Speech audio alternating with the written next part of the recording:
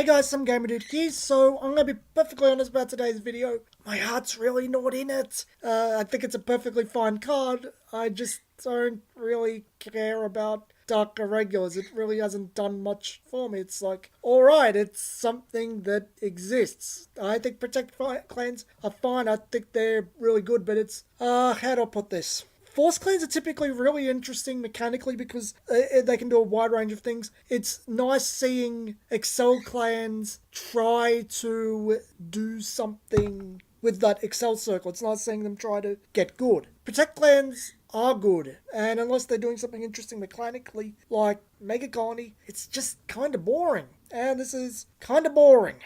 Automatic Vanguard Circle, when placed, Soul Charge 1, and this unit gains plus 2000 power until end of turn for each card in your soul. Early on, that's probably going to be about 12,000. That's alright, you can't do it next turn, you have to rewrite every single turn. It's probably best saved for a later turn. This is why Ghoulish Death Spoiler is probably the best card to run early. I suspect this might end up being a 9 to 10 grade 3 deck. And I'm just pointing out now, because of the soul charging, I would really advocate No Life King Death Anchor being 4 of. You can't get by without pluses. You can't get by when you chance soul charging both of them. You want to be able to draw into them. And automatic Vanguard Circle at the end of a battle in which this attack, if you have 13 or more cards in your soul, which is not undoable. There's a few cards at soul charge 2, there's many cards at soul charge period, and you start with 3, and every time you ride to get more protect gifts, you get more. It's not hard to achieve 13. Cost Counterblast 1 and put a card from your hand and 3 of your reguards into the soul, which combos with other cards. Ride a card from your soul at stand, and it gains +1 critical until end of turn. Now the interesting part about that one is, if you have another Death Anchor in your hand, you can chuck it into the soul and then ride it. Can't use this effect again unless you've got something that when soul blasted or from the soul can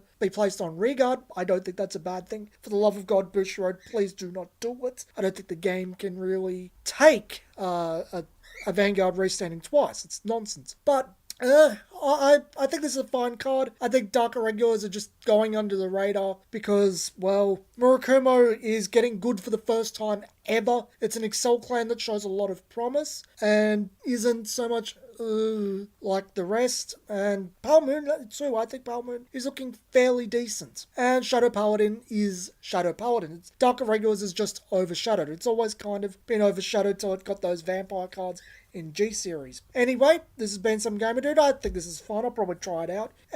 Probably won't make a video about it, but it looks alright. I'll see you guys next video.